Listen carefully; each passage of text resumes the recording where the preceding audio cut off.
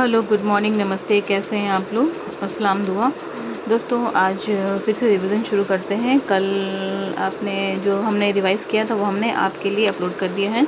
आप please playlist में जा कर के आप उसको देख सकते हैं। डियर फ्रेंड्स, तैयारी कैसी चल रही है आप लोगों की? एक एक करके दिन हमारा गुजरता जा रहा है, तो हमारी तैयारी और ज़ोरों शोर से शुरू हो जानी चाहिए।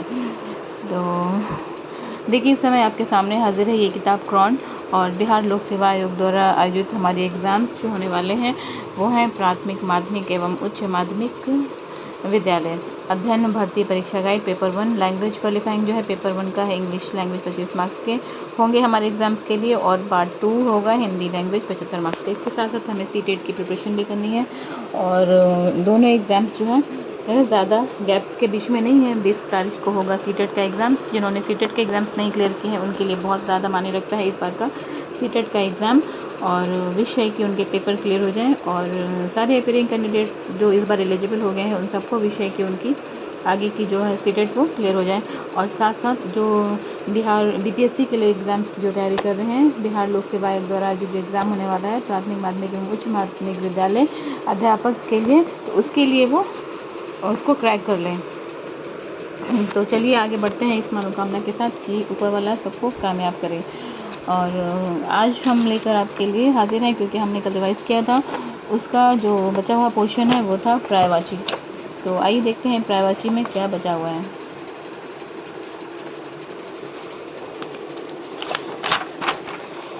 ये देखिए, कल हम पढ़ रहे थे शब्द विचार, पर्यायवाची शब्द। इससे कुछ पर्यायवाची हमने बनाए थे और एग्जाम्स में आते भी हैं पर्यायवाची, इसमें से क्वेश्चन ज़रूर आएंगे।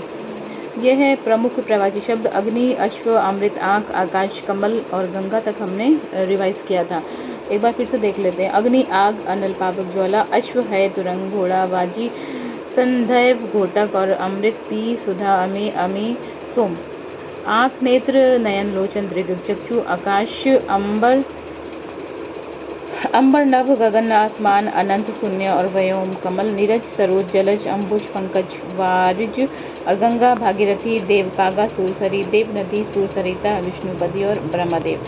आगे की पर्यायवाची तक पहुँचते हैं। अगर हम 5-5 पर्यायवाची रोज़ याद कर लें तो हमारे एग्जाम्स में ये कवर कर सकता है।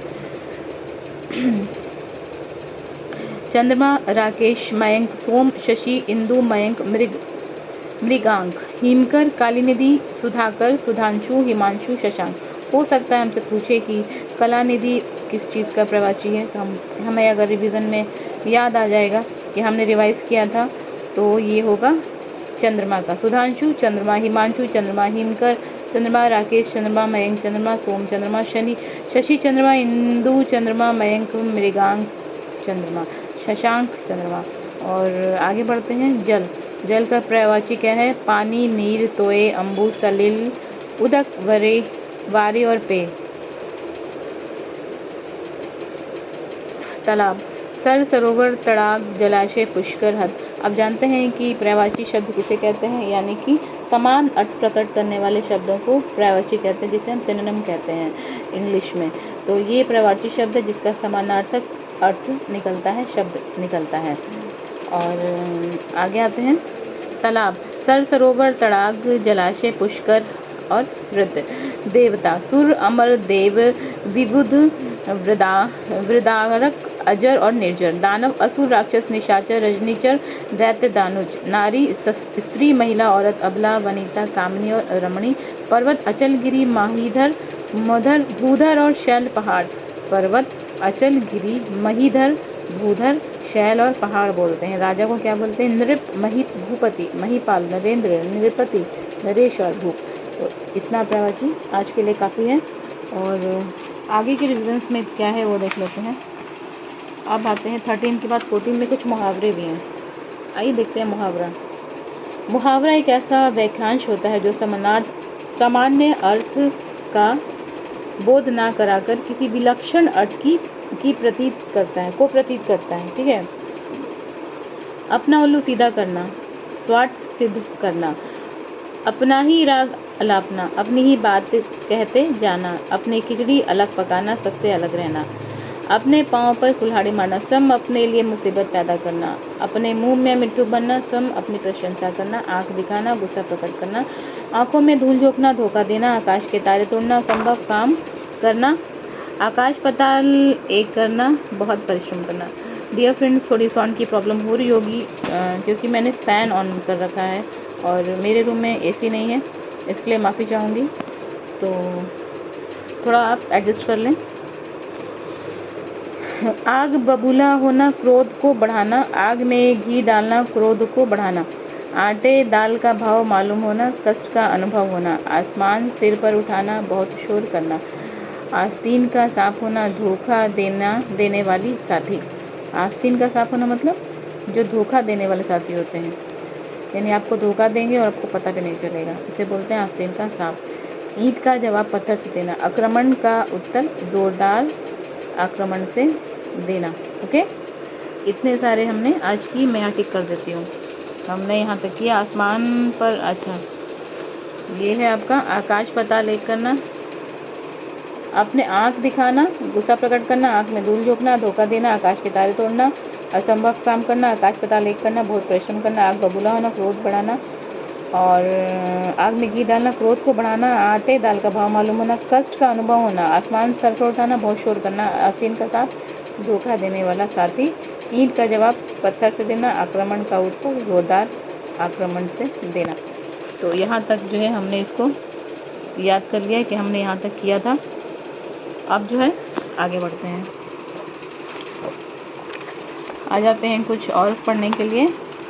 तो क्या रिवाइज किया जाए देख लेते हैं।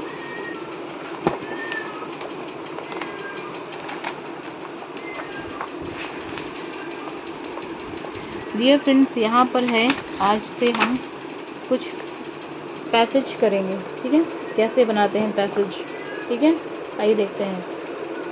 Nationalism of course is a curious phenomenon which is a certain stage. Country history give life, growth and unity at the same time. It has tendency to create honest because one thinks of one country as something different from the rest of the world.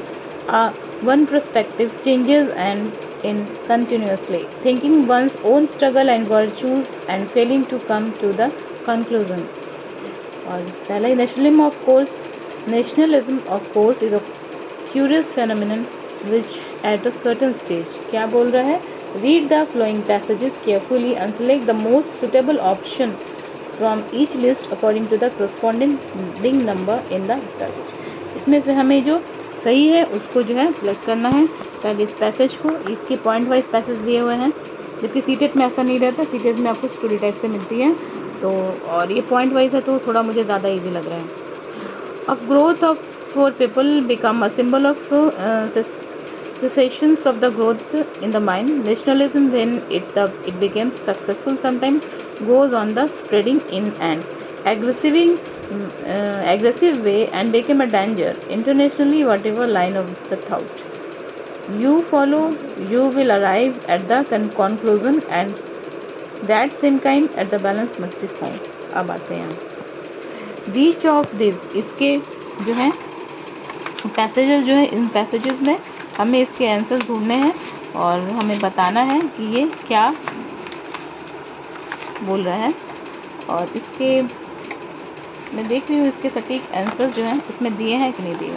हाँ, इसके answer दिए हुए हैं इसमें। तो आइए देखते हैं सबसे इम्पोर्टेंट यहाँ से, which of these option is closest in the meaning to the curious as used in sentence 1। Curious का जो है इसमें पूछ रहे हैं कि सबसे सटीक क्या होगा। नंबर जो पहला लाइन है, nationalism of course is a curious phenomenon which at a certain stage. इसका मतलब है कि इसमें क्यूरियस क्या हो सकता है, important, strange, valuable, eager to know. तो एगर जो होता है यानी कि उसको जो उसकी उत्सुकता होती है जानने की, वही होता है क्यूरियोसिटी। तो इसमें मुझे लगता है कि बी होगा। आंसर देख लेते हैं इसका। तो आंसर जो है इसका बी ही है, 1 का बी है। अब आते हैं सेकंड क्वेश्चन पे।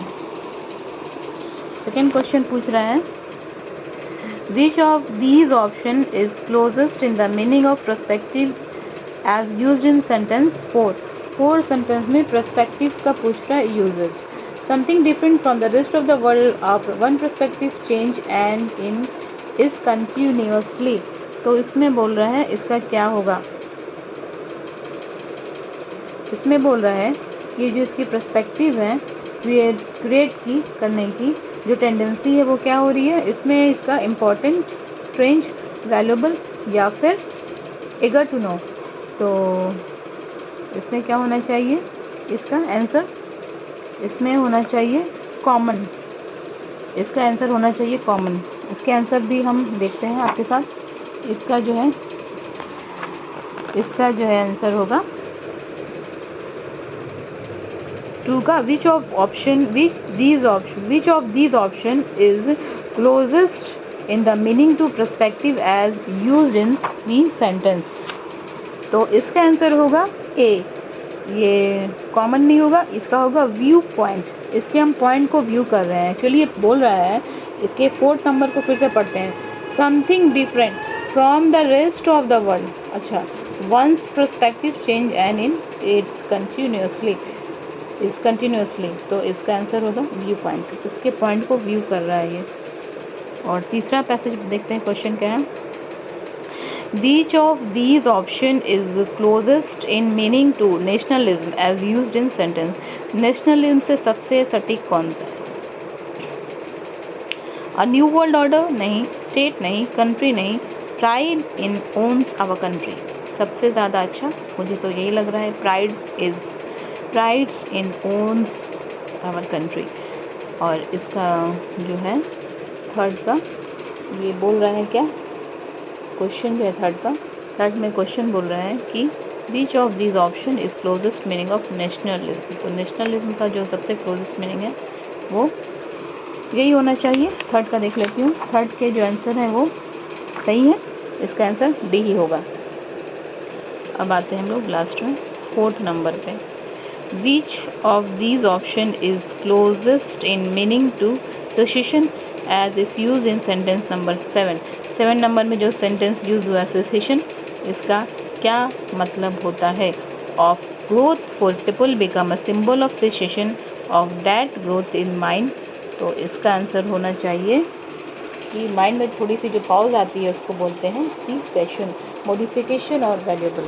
तो इसका आंसर होना होगा पॉज. और इसके आंसर्स भी मैं मिला लेती हूँ, ऐसा ना हो कि मैं कुछ गलत पढ़ लूँ.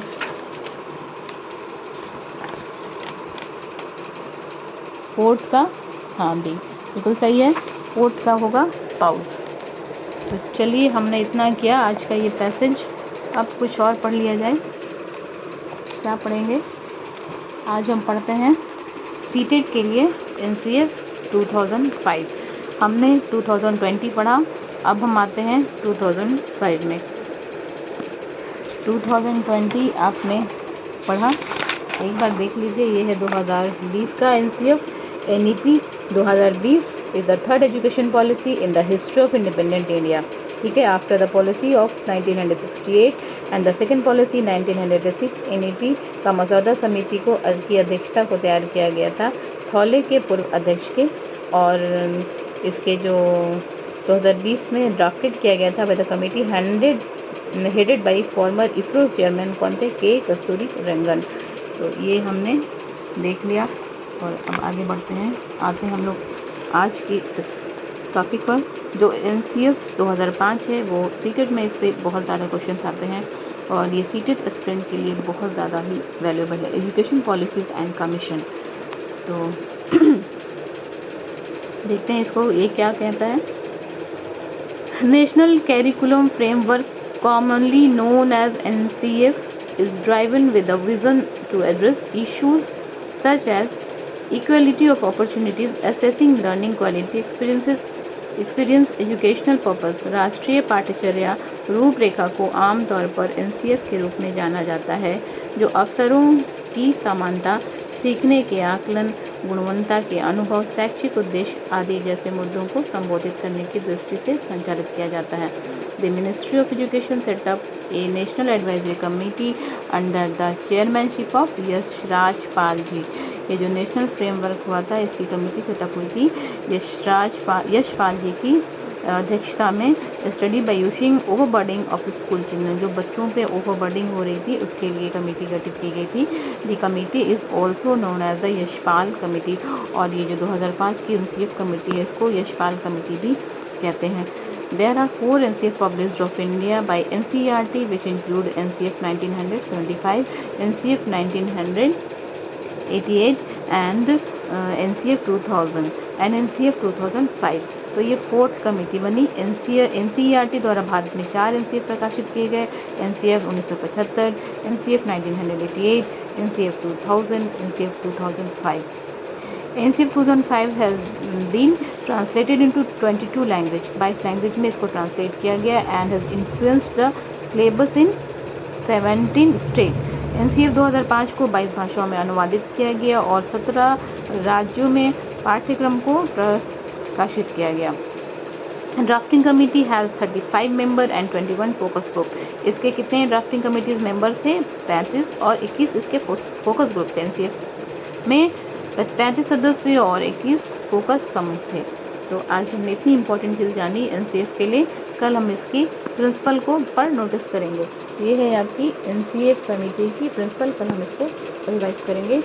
और आइए कुछ और पढ़ लेते हैं।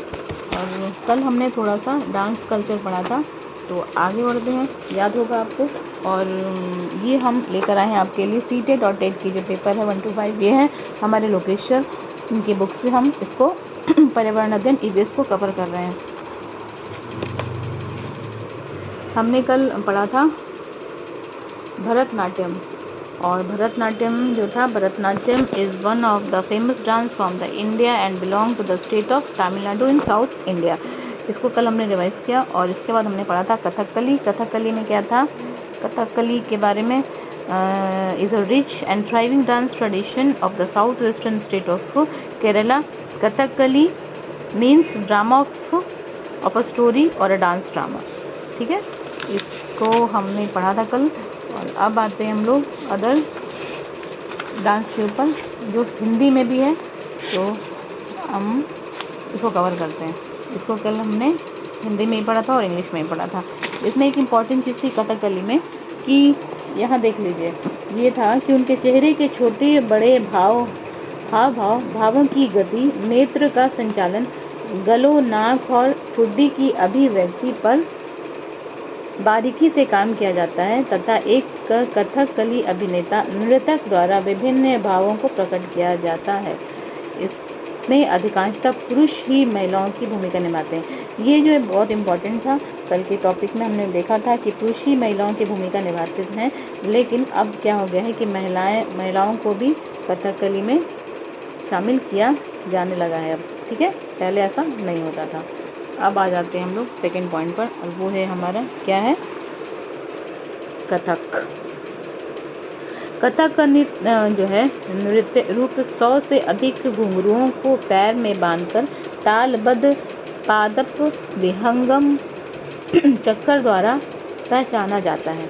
अच्छा, और हिंदू धार्मिक कथाओं के अलावा पर्शियन और उर्दू कविता में से ली गई विषय वस्तुओं को नाटकीय प्रस्तुतिकरण द्वारा किया जाता है। कथक का जन्म उत्तर में हुआ, किंतु पर्शियन और मुस्लिम प्रभाव से यह मंदिर की रीति से दरबारी मनोरंजन तक पहुंच गया। तो शब्द कथक का उद्भव कथा से हुआ है, जिसका शाब्दिक अर्थ होता है कहानी कहना।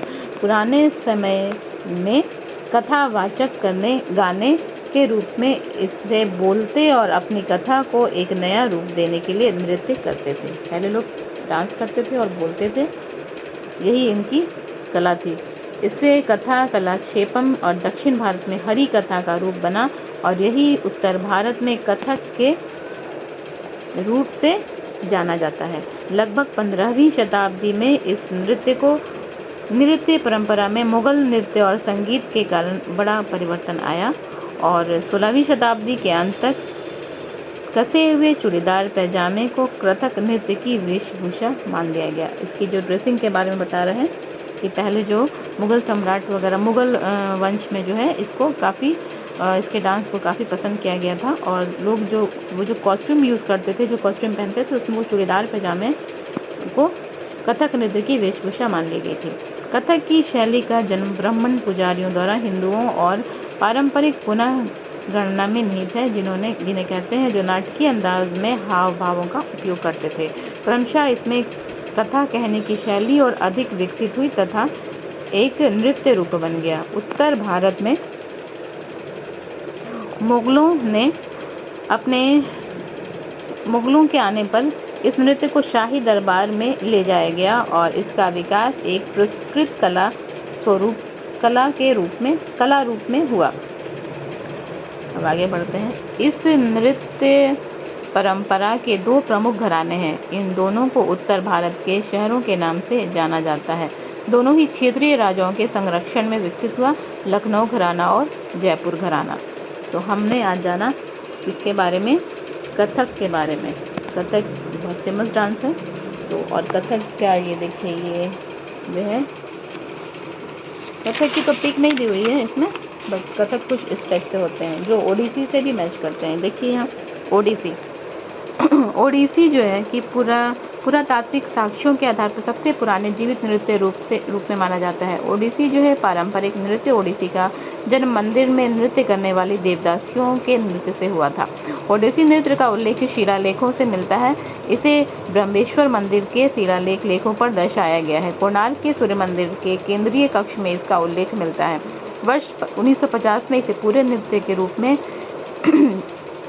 नया रूप दिया गया, जिसके लिए अभिनय चंद्रिका और मंदिर में तराशे हुए नृत्य की मूर्तियां धन्यवाद के पात्र हैं।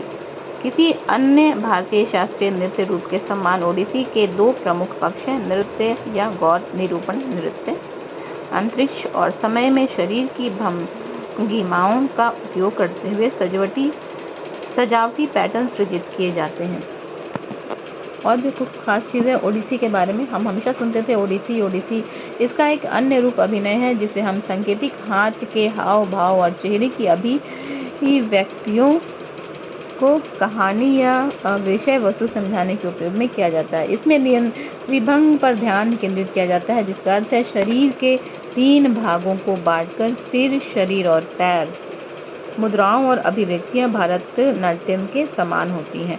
ओडिसी जो है नृत्य में विष्णु के 8वें अवतार कृष्ण के बारे में कथाएं बताती हैं। यह एक कोमल, कवितामय, शास्त्रीय नृत्य है, जिसमें उड़ीसा के परिवेश तथा इसके सर्वाधिक लोकप्रिय देवता भगवान जगन्नाथ की महिमा का गान किया जाता है।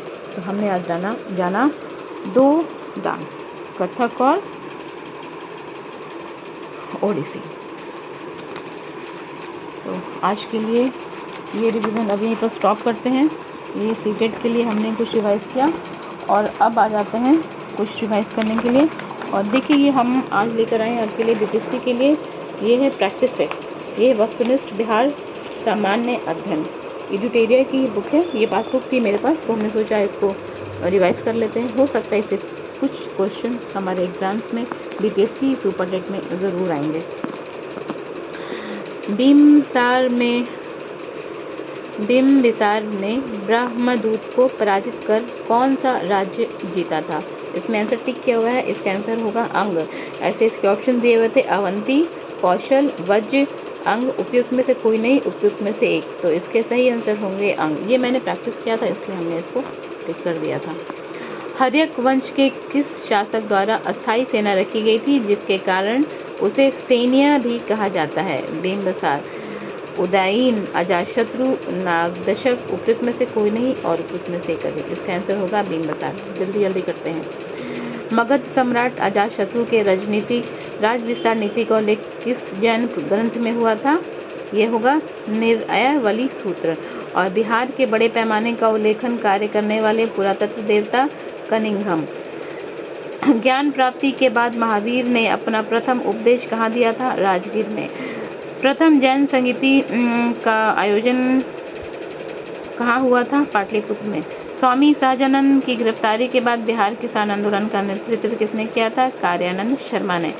भागलपुर में एक आज़ाद दस्ते का गठन किसने किया था? सियाराम सिंह ने। भागलपुर में एक आज़ाद दस्ते का गठन किसने किया था? सियाराम सिंह ने। और प्रभावती देवी किस क्षेत्र की स्वतंत्रता सेनानी थी? शाहाबाद। निम्नलिखित में से किस वर्ष छपरा के अपराधी जिला घोषित किया था? छपरा को अपराधी जिला घोषित किया गया था 1942 में। किस वर्ष कांग्रेस सोशलिस्ट पार्टी की औपचारिक गठन हुई थी? 1934 में। बिहार में किसने एक श्रमिक संगठन स्थापित किया था? अब्दुल बारी ने। और निम्नलिखित में से 1906 में पृथक बिहार की मांग सर्वप्रथम के समर्थन में पुस्तिका प्रस्तुत की गई थी? वो है उपयुक्त में से कोई नहीं, इसमें से कोई भी बुक नहीं है, ठीक है। और असहयोग आंदोलन के समय सदाकत आश्रम में दी मदरलैंड नामक अखबार प्रकाशन किसने किया था? अखबार दी मदरलैंड अखबार प्रकाशन हुआ था मजहरुल हक द्वारा। और 15वां क्वेश्चन ले लेते हैं। महात्मा गांधी के चंपारण सत्याग्रह के कारण बिहार के तत्कालीन उप राज्यपाल एडवर्ड अल्बर्ट गेट ने किसकी अध्यक्षता में एक जांच समिति का गठन किया था? वो थे FG स्लाई, इनका नाम था। तो 15 क्वेश्चन हमने बनाया और बाकी भी करेंगे। इसमें टोटल 50 क्वेश्चन है, बाकी क्वेश्चन हम कल करते हैं। तो आज के लिए इतना रिवीजन काफ़ी है, लगे रहिए। और ये देखिए हमने ये मंगवाया है, ये मार्कशीट है, आप भी ले सकते हैं, बुक स्टॉल पे मिलती है ये, और आप चाहें तो प्रैक्टिस सेल्फ कर सकते हैं। यहाँ देखिए इसमें एक बंडल है मेरे पास, अभी तो मैंने शुरू नहीं किया है पर जल्दी शुरू करूँगी, ठीक है। Okay bye. और ये बुक देख लीजिए, ये बुक बहुत अच्छी है, इसी मेरे पास ये है यूडियूट एरिया की किताब है, काफ़ी अच्छी किताब है ये, बिहार वस्तुनिष्ठ समान पर। तो ये पॉकेट बुक है, आप अपने साथ रख सकते हैं। PPSC BSSC Bihar SI Bihar के अन्य सभी परीक्षाओं के लिए भी उपयोगी है। और अभी हमारे जो एग्ज़ाम्स होने वाले हैं PPSC सुपर टेट, इसके लिए तो बहुत ज़्यादा ही उपयोगी है। तो thank you, best of luck. शाम में मिलते हैं नए अपडेट के साथ, नए अपलोड के साथ। Bye bye, take care, have a nice day.